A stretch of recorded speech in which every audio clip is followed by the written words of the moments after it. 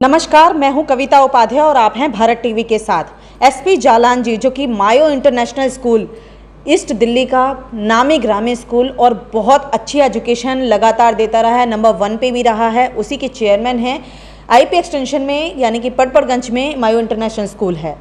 लगातार अगर आप देखें, गूगल करें तो नाम नहीं, वाकई में पहचान है ऐसी कि बच्चों को शिक्षित करता आया है ये स्कूल। अगर राइट टू एजुकेशन की हम बात करते हैं, अभी हाल ही में आपने कुछ वीडियोस में ये भी देखा होगा कि एसपी जालान जी ने कई फर्जीवाड़े अपने स्कूल के तहत जो कि ईडब्ल्यूएस के नाम पर एडमिशन्स हुए, उस पर इन्होंने खुद अपनी पैनी नज़र से स्क्रूटनी की और जांच की, जिसमें कि कुछ स्टूडेंट्स ऐसे निकले जो कि फर्जी निकले।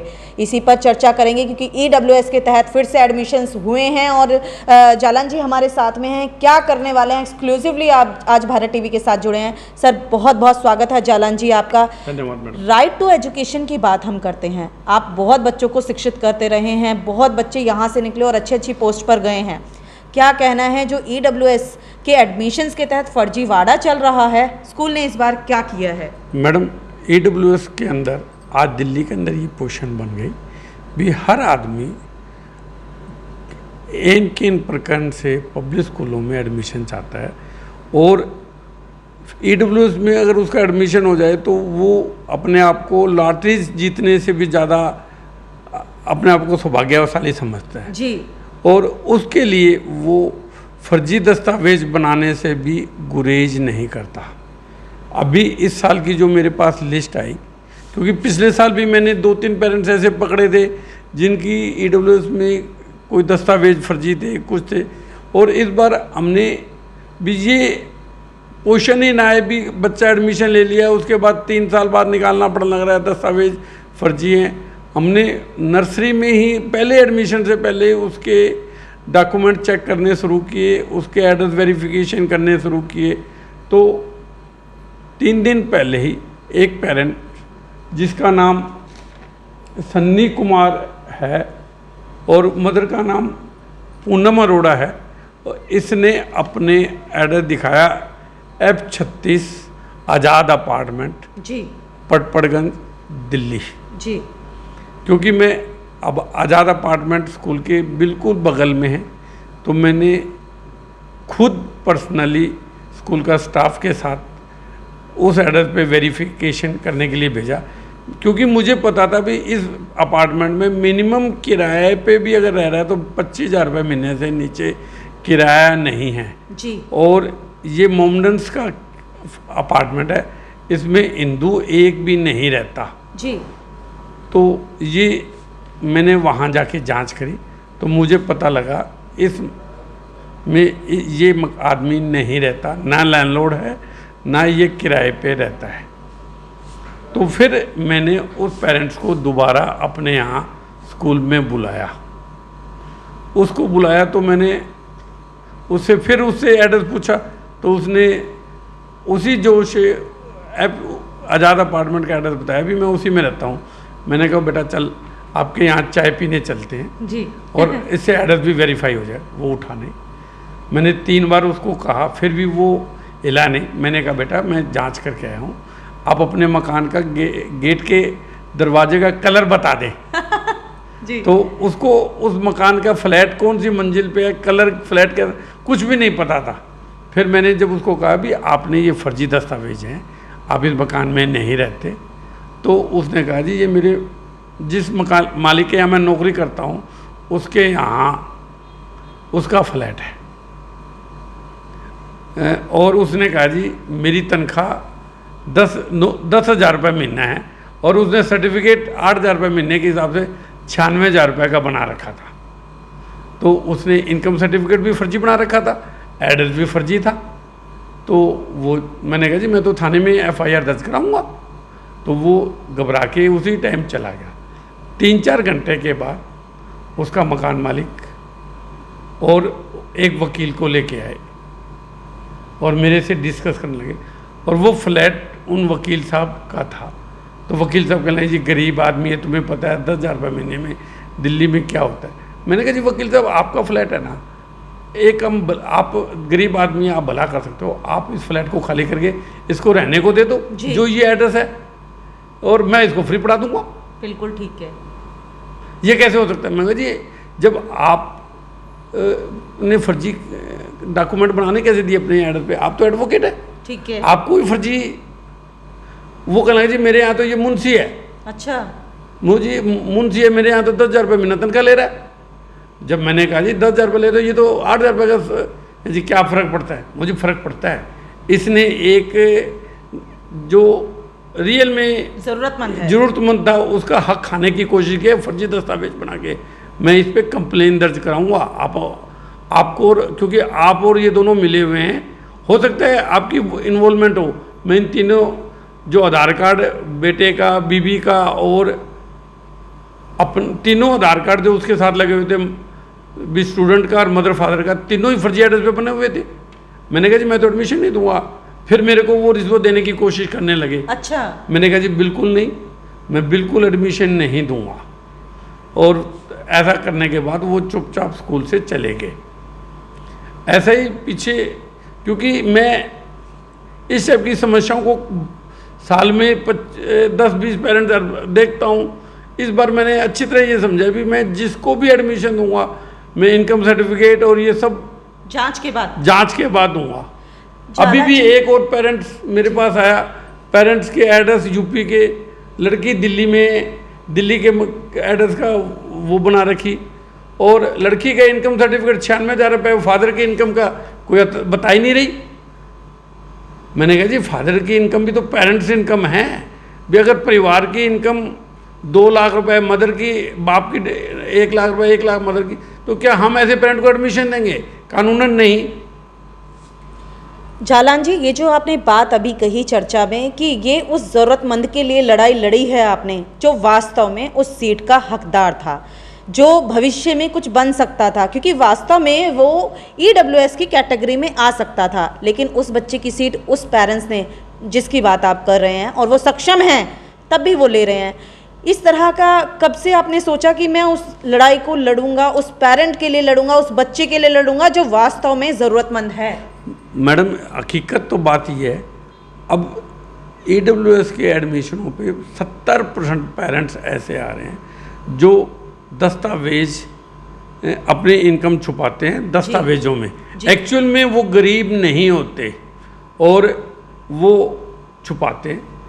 वो अच्छे अच्छे मकानों में रह रहे हैं, अच्छी अच्छी गाड़ियों में आते हैं, सर्टिफिकेट लेके वो आते हैं जी। क्या करें हम उनका? क्या सर इसके पीछे क्या कारण ये भी हो सकता है, क्योंकि दिल्ली सरकार ने बहुत इजी कर दिया है, खुद ही आप अपना सर्टिफिकेट जो है अपने लेवल पे कह सकते हैं कि हाँ मेरा इतनी सैलरी है। क्या ये जो थोड़ा सा सॉफ्ट कॉर्नर कर दिया गया है, क्या उसका कारण कहीं ना कहीं जनता लाभ उठा रही है उसका? मैडम जनता लाभ उठाए, कोई दिक्कत नहीं। जनता कूटनीति से फर्जी दस्तावेज बनाए, ये गलत है। क्योंकि आज जो हो रहा है ये अच्छे भविष्य के लिए शुभ संकेत नहीं है। ठीक है। आज EWS में हर पेरेंट को एडमिशन देना है, सरकार का ये। अगर जनरल एडमिशन भी नहीं हुए तो भी एडमिशन देना है, तो ये स्कूल कैसे चलेंगे? ये चल ही नहीं सकते भी। फिर तो आप सरकारी स्कूलों में हमसे बढ़िया है, आप उनको दो ना एडमिशन। बिल्डिंगें आपकी हमारे से बढ़िया है। आप जब अपने आप को ये कहते हैं भी A1 क्वालिटी की दिल्ली में एजुकेशन दे रहे हैं, तो इन स्कूलों को क्यों वो करने लग रहे हैं? ठीक है। भी जो जनरल एडमिशन 75% आए, हाई कोर्ट भी 2 बार कह चुका है भी 25% बच्चे, जितने बच्चे आएंगे उसके 25% देना है। लेकिन क्योंकि वोट बैंक की राजनीति है, ये गलत है भी, ऐसा नहीं होना चाहिए सर। क्योंकि बात ये कही है तो कहीं ना कहीं उन स्कूलों का दर्द, बहुत से ऐसे स्कूल हैं जो लॉकडाउन पीरियड में इन 2 सालों में मर गए हैं कहा जाए तो, तथाकथित तरीके से। दिल्ली में 70% स्कूल आज बंद होने की कगार पर है, क्योंकि वहाँ पेरेंट्स ना फीस दे रहा, ना वो वहाँ टीचरों को तनख्वाह दे रहे। स्कूल इंडस्ट्री जिसको वो कह रहे थे बिल्कुल ख़त्म होने की कगार पे है। और अच्छे जिन स्कूलों में थे उन स्कूलों में भी फीस नहीं आ रही, और उसके बाद भी स्कूलों को इस हिसाब से परेशान किया जाएगा तो ये इंडस्ट्री भी, ये बड़े स्कूल भी बंद हो जाएंगे। ठीक है। वे अल्टीमेटली ये स्कूल बंद होने के लिए कब तक कोई आदमी वो होगा। जालान जी, अक्सर ये बात आती है कि पेरेंट परेशान है, वास्तव में है ये बात, हम भी, भारत टीवी भी मना नहीं कर रहा और जालान जी भी, कि वास्तव में पेरेंट्स इस दौरान परेशान रहे, रोजगार की तरफ से रहे या किसी भी तरीके से। सर वास्तव में फीस तो कम आई, लेकिन क्या खर्चे रुके? कितना खर्चा मायो इंटरनेशनल स्कूल ने बच्चों पर कर दिया कोरोना पीरियड में? देखो, कोरोना पीरियड में बच्चों के साथ साथ हमारे समाज के प्रति भी जिम्मेवारी थी जी। अब क्योंकि आज कोरोना भगाने के लिए सबसे पहले वैक्सीन जरूरी है, मायो स्कूल सबसे पहले वैक्सीन के लिए अपना सेंटर बनवाया जी। और आज वैक्सीन लगाने में किसी भी गवर्नमेंट स्कूल के पीछे नहीं है, डेली उसमें रोज वैक्सीन लग रही है। स्कूल तो खुला है ना उनके लिए जी। और स्कूल के खर्चे, आज बिजली का बिल आ रहा है, आज हाउस टैक्स में सरकार ने कोई छूट नहीं दी। कितना बिजली का बिल इस समय पर आ रहा है जब स्कूल बंद है, स्टूडेंट्स नहीं आ रहे हैं? स्कूल आज भी 1.25 लाख रुपए महीने का बिजली का बिल आ रहा है। चल रहा होता था तो 1.5-2 लाख रुपए आता था, मिनिमम तो आ ही रहा है ना। मिनिमम तो आ ही रहा है। और उसके बाद स्कूल की मेंटेनेंस के लिए स्वीपर, ये सब स्टाफ तो आ ही रहा है ना। अच्छा सर, क्योंकि मायो ने एक अलग हटके काम किया, जो नॉर्मली स्कूल करते हैं वो गूगल मीट या फिर जूम ऐप पर क्लासेस लेते हैं, इन्होंने अपना सर्वर बाकायदा बनाया और एक नई तकनीक की तरफ से बच्चों को कोई समस्या ना हो उस पर बात करेंगे, वो भी की। सर वो जो सर्वर आपका अपना है, किस तरीके से आप बच्चों को आप एजुकेट कर रहे हैं, वो कितना लाभप्रद है आपके स्कूल के बच्चों के लिए? मैडम, हमने हर तरीके से पेरेंट्स, बच्चे, उनको शिक्षा मिले, हर तरीके से उनके साथ वो किया। स्कूल ने कई ऐसी नई टेक्निक यूज की जिससे कि बच्चे को पुराने चीज़ें भी, आज से 6 महीने पहले क्या पढ़ा था वो दोबारा जाके सर उसी पे स्कूल के उस पे चले जाके निकाल सकता है। भी आज डिपार्टमेंट अगर 6 महीने पहले के अटेंडेंस मांगे तो हमें अटेंडेंस देने में भी कोई तकलीफ नहीं होती। अगर बच्चे ने पढ़ा है तो उसकी क्लास ली है तो क्लास की भी पूरी जानकारी हम सब लोगों के पास है और इन सब के लिए पैसा लगा है। अगर कन्वेंस बचा है तो स्कूल ने, टीचरों ने, बच्चों ने मेहनत भी की है और उसके ऊपर आज डिजिटल इंडिया बनाने के लिए स्कूल ने दिन रात मेहनत की है। भी हम रात भर सोए नहीं हैं। आपने कहीं कॉम्प्रोमाइज नहीं किया बच्चों के जीवन क्वालिटी के साथ, हमने कोई कॉम्प्रोमाइज नहीं किया। भी हम डिजिटल इंडिया बनाने के भारत सरकार के संकल्प के साथ कंधे से कंधा मिला के सरकार के साथ खड़े हैं। सरकार अच्छा काम करे, हम सरकार के साथ खड़े हैं, चाहे वो भारत सरकार हो चाहे दिल्ली सरकार हो। लेकिन अगर स्कूलों को दबाने की कोशिश करेंगे तो बड़े छोटे स्कूल बंद हो गए तो कल कोई ये स्कूल भी बंद हो जाए। बिल्कुल ठीक। फिर शिक्षा कहाँ से आएगी? फिर क्या ये सरकार के पास इतना इंफ्रास्ट्रक्चर है कि भाई ये पब्लिक स्कूल के बच्चे, जितने ये बच्चे हैं उनको वो शिक्षा दे सकेगी? जो पेरेंट फीस दे रहे हैं उनको शिक्षा देने के उनके पास कोई साधन नहीं है।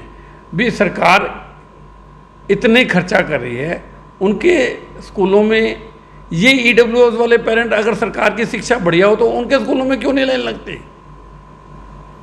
कुल मिलाकर के देखिए, जालान जी ने तो साफ कहा है कि स्कूल ने कहीं कॉम्प्रोमाइज़ नहीं किया बच्चे के भविष्य को लेकर के। और ये जो स्क्रूटनी की गई है ये सिर्फ इसी वजह से की गई है कि जो वास्तव में परेशान है बच्चा, जिसकी ज़रूरत है, जो सीट उस बच्चे के लिए सरकार मुहैया कराती है, उस पर कोई गलत अपने दावेदारी ना कर दे। और वास्तव में भारत टीवी भी इस चीज़ को मानता है कि जो ज़रूरतमंद है, जिसका हक है, उसको मिलना चाहिए। और हाँ, स्कूल की अपनी एक समस्या है, आप भी इस चीज़ को मानते हैं, पेरेंट्स की भी अपनी एक समस्या है। स्कूल वाकई में इस समय अधर की तरफ जा रहे हैं। देखना होगा कि ये जो कोरोना है कहाँ कहाँ तक हम लोगों को मारेगा। आप सब भारत टीवी देखते रहिए और अपनी राय ज़रूर दें और ये वीडियो भी ज़रूर शेयर करें, जिससे कि हर एक स्कूल और हर एक पेरेंट्स ये समझ सके कि आप गलत तरीके से ना करें, क्योंकि उसमें आपके ऊपर FIR जैसी समस्याएँ भी आ सकती हैं। भारत टीवी देखते रहिए और मास्क लगाएं।